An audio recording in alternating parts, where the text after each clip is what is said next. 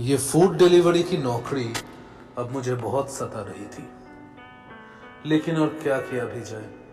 परिवार का देख रेख करने के लिए ये नौकरी तो मुझे करनी ही पड़ेगी, लेकिन इनकम इससे बुरा होता है ये नहीं बोलूँगा। अच्छा खासा मैं कमा भी लेता हूँ और साइड इनकम भी थोड़ा थोड़ा हो भी जाता है। ऐसे ही आज सुबह से लेकर ऐसे तपते गर्मियों में मैं बहुत ही बिजी था। बहुत सारी डिलीवरीज करने के बाद जब मैंने घड़ी की तरफ टाइम देखा तो रात के ऑलमोस्ट 11:30 बज चुके थे। सोचा क्यों ना चलो अब तो कोई डिलीवरी ऑर्डर आएगा नहीं, तो क्यों ना अब घर लौटा जाए। ऐसे ही मैं घर की तरफ मुड़कर डेली रिपोर्ट देकर घर की तरफ मुड़ने ही वाला था, तभी अचानक मेरे फ़ोन में एक नोटिफिकेशन आया। अरे अब ये क्या है। देखा कि एक ऑर्डर। अरे रात के इस टाइम पे कौन खाना ऑर्डर कर रहा है? ऐसा तो होना नहीं चाहिए, लेकिन क्या करूं। सोचा था एक बार क्यों ना इस ऑर्डर को मैं कैंसिल कर दूं, लेकिन चलो रात के एंड में भी अगर एक और इनकम हो जाएगा तो अच्छा ही होगा। लेकिन उस वक्त मैं ये नहीं जानता था कितने बड़े खौफ की तरफ मैं बढ़ता जा रहा हूं। ऐसे ही उस रेस्टोरेंट से वो खाना आखिरकार लेकर मैं उस डिलीवरी लोकेशन की तरफ मैं चलता जा रहा था। ऐसे ही चलते चलते मैंने मैप में नोटिस किया कि ये तो शहर से बहुत ही बाहर का रास्ता है। हाँ, लेकिन काम है, करना पड़ेगा। चलते चलते आखिरकार मैं टीएस कॉलोनी की तरफ पहुंचा। हालांकि ये टीएस कॉलोनी बहुत ही जाना माना है। इस टीएस कॉलोनी में अभी भी ज़्यादा लोग रहते नहीं हैं और इस जगह को बारे में लोग बहुत अजीब तरीके की बातें भी करते हैं। जैसे मैं उस कॉलोनी के आसपास पहुंचा, मुझे कुछ अजीब सा फील हो रहा था। लग रहा था कि जैसे कुछ सही नहीं है, लेकिन क्या, यही मुझे समझ में नहीं आया। मानो कि शायद कोई मेरी तरफ नजर रख रहा हो। मुझे किसी के होने का बहुत एहसास हो रहा था, लेकिन सोचा क्यों ना जल्दी इस ऑर्डर को डिलीवर करके जल्द से जल्द यहाँ से निकल लिया जाए। इसी तरीके से ढूंढते ढूंढते आखिरकार मुझे वो लोकेशन मिला। ये तो एक बहुत ही पुराना फ्लैट है। इस अपार्टमेंट में भी कौन होगा? इतना बुरी तरीके से ये अपार्टमेंट अभी यहाँ से ऑर्डर कौन कर सकता है? लेकिन जिसने भी किया हो उस डिलीवरी देखकर मुझे जल्द से जल्द निकलना है। ये सोचकर मैं अंदर गया। अंदर बहुत अंधेरा था। किस तरफ जाऊंगा कुछ समझ में नहीं आया। अब किसको ढूंढूं? जो 2-3 लाइट्स वहां पे जल रहे थे वो भी धीरे धीरे ऑफ हो गए। उस नंबर पे कॉल करने की कोशिश की, लेकिन उस नंबर पे कोई कॉल नहीं गया। लेकिन वहाँ पे कस्टमर का नाम लिखा हुआ था और एक टूटे फूटे लेटर बॉक्स में भी वो नाम लिखा हुआ था। मैंने देखा कि वो एकदम टॉप फ्लोर पे है। हालांकि मुझे लिफ्ट का सहारा लेना ही पड़ेगा। ऐसे में लिफ्ट का बटन प्रेस करते आखिरकार लिफ्ट खुला। लिफ्ट का लाइट भी ऐसे बहुत फ्लिकर कर रहा था। पूरा तरफ एक डर का माहौल बना हुआ था, लेकिन हिम्मत करके फिर भी मैं एकदम लास्ट मंजिल की तरफ जा रहा था। जब आ ही चुका हूं तो इसको ख़त्म करके ही यहाँ से निकलूंगा। यही सोचते सोचते जब लिफ्ट ऊपर जा रहा था तभी अचानक 3rd फ्लोर पे आकर लिफ्ट रुका। जैसे लिफ्ट का दरवाज़ा खुला, एक लड़की लाल रंग की टॉप और एक बहुत ही पुराने पैंट में लिफ्ट के अंदर आई। ऐसे फिर लिफ्ट ऊपर जाना स्टार्ट किया, लेकिन चलते चलते लिफ्ट एक जगह पे ऑफ हो गई। ओह शिट, अब क्या होगा? अभी इस इलेक्ट्रिसिटी को जाना था, अब क्या किया जाए? तभी वो बोली, क्या आप यहाँ पे नए आए हैं? नहीं, मैं एक डिलीवरी बॉय हूँ। यहाँ से एक ऑर्डर किया गया था, तो इसलिए मैं इस खाने को यहाँ पर डिलीवर करने आया हूँ। क्या आपको इस जगह के बारे में कुछ पता है? हाँ, ये टीएस कॉलोनी है। बहुत लोग बहुत कुछ बोलते हैं इस जगह के बारे में, लेकिन मैं इन सब चीज़ों को बिलीव नहीं करता। लेकिन आप कौन हैं? मैं तो इसी अपार्टमेंट में रहती हूँ, एकदम 5वें फ्लोर पे। ओह अच्छा, तो क्या आप इन्हें जानते हैं? सोचा कि उन्हें इसी से पूछ लिया जाए, अगर इस कस्टमर को जानती हो तो। हाँ, ये ऑर्डर आपको मैंने ही किया था। ओह अच्छा, अगर ये ऑर्डर आपने ही किया है तो काश मुझे पहले पता होता, तो मैं आपको उधर ही देकर मैं निकल जाता।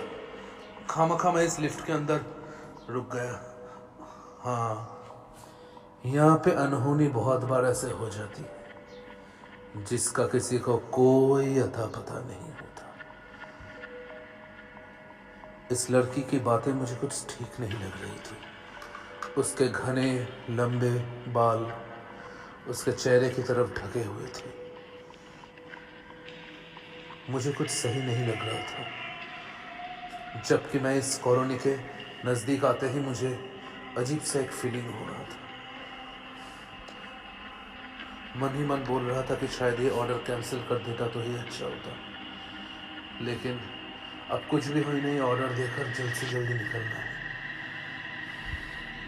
तो आप ये ऑर्डर ले लीजिए यहीं पे। इतना जल्दी क्यों कर रहे हैं? आप इतना दूर मेरे लिए आए हैं, आपका भी तो कुछ खातिरदारी हमें करना पड़ेगा ना। इतनी जल्दी तो आप यहाँ से जा नहीं सकती।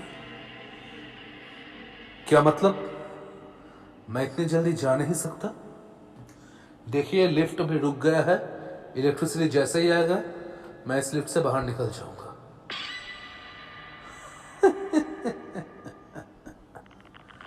एक अजीब सी हंसी।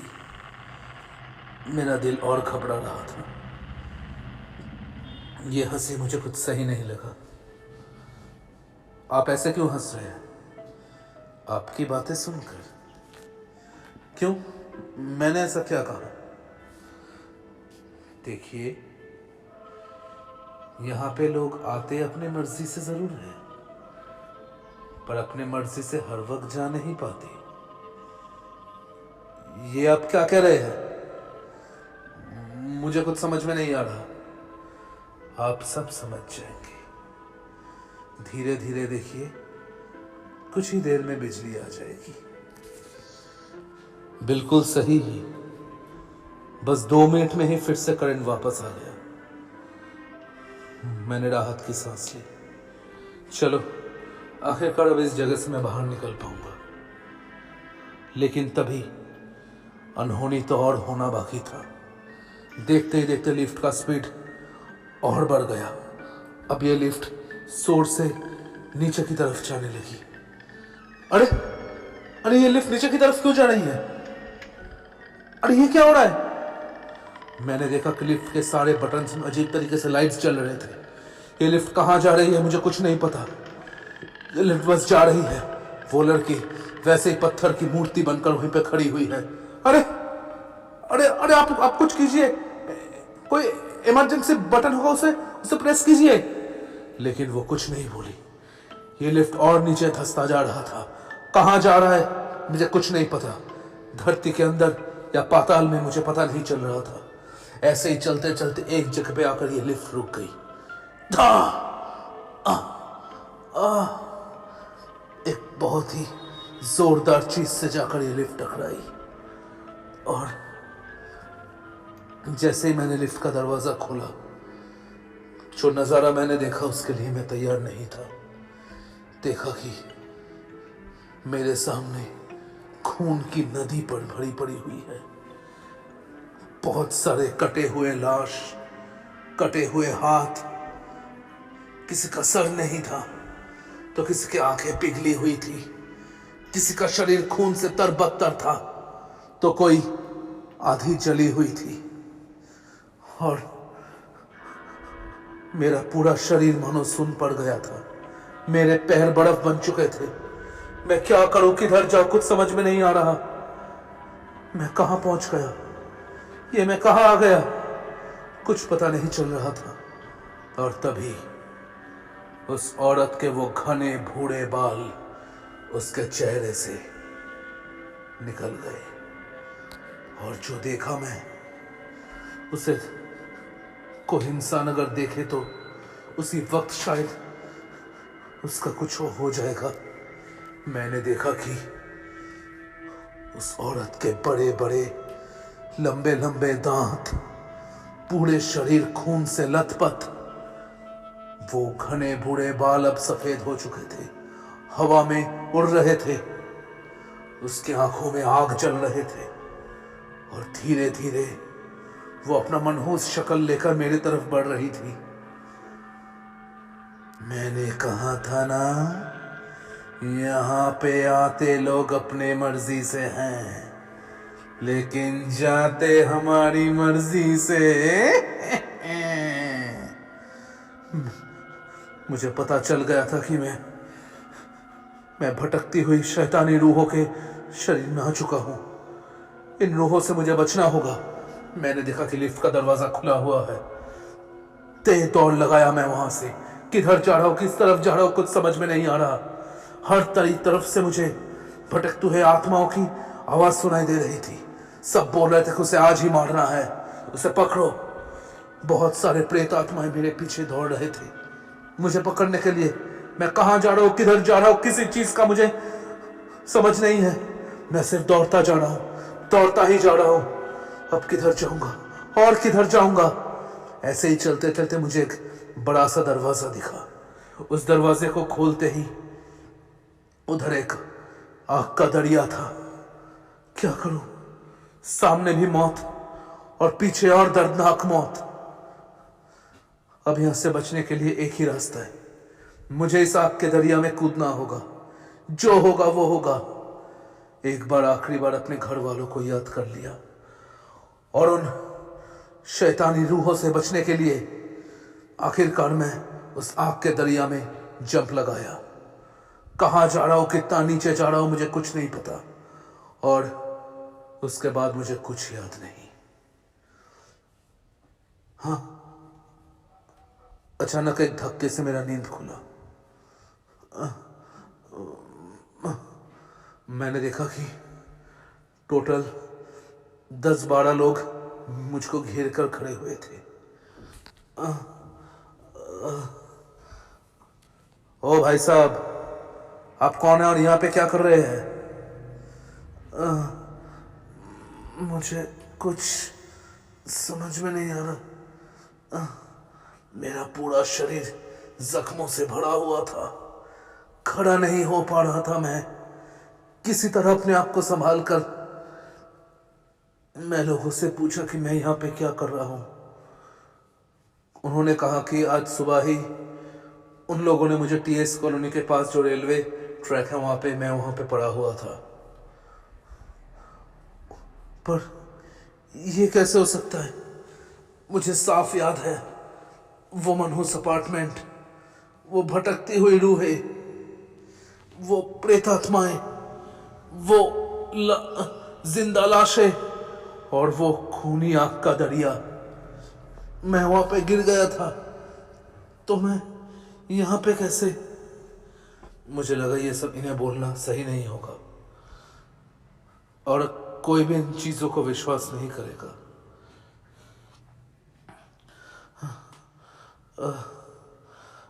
क्या आप लोग मुझे इस कॉलोनी के बारे में? ओ भाई साहब, कहीं आप उस कॉलोनी के अंदर तो नहीं गए थे? क्यों भाई साहब, वो कॉलोनी शापित है। आप लोग शहर के हैं, क्या आप लोग को ये नहीं पता? ये टीएस कॉलोनी कहते हैं कि ये भटकती हुई रूहों का कॉलोनी है। यहाँ पे एक बार एक बहुत बड़ा एक्सीडेंट हुआ था, कोई नहीं बच पाया था। इसलिए उस वक्त के बाद से इस कॉलोनी के पास भी भटकना मना है। यहाँ पे 2 बार बहुत मौत हो चुके हैं। 2 लड़कों का यहाँ पे मौत हो चुका था बहुत दर्दनाक तरीके से। आप खुशकिस्मत है कि आप यहाँ से जिंदा लौट कर आए, लेकिन कैसे? अगर इस मौत के घाट पर जाने से सबकी मौत हो गई तो मैं जिंदा कैसे लौट कर आया? तभी मेरा हाथ मेरे गले पर चला गया। काम से निकलने से पहले ही मेरी माँ ने मुझे देवी माँ का एक लॉकेट पहनाया था।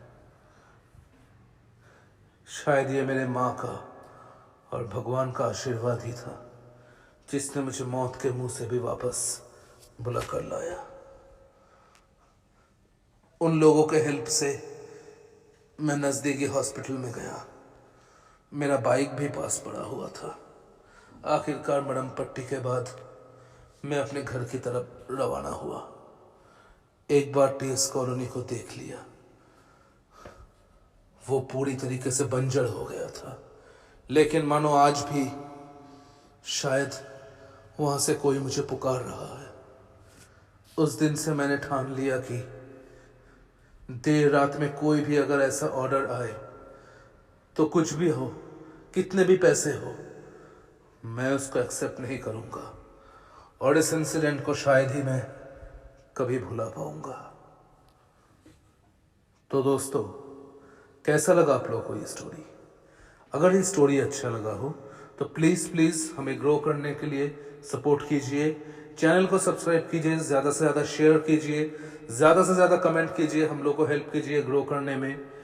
बहुत जल्दी एक और नई स्टोरी के साथ हम लोग फिर वापस आएंगे।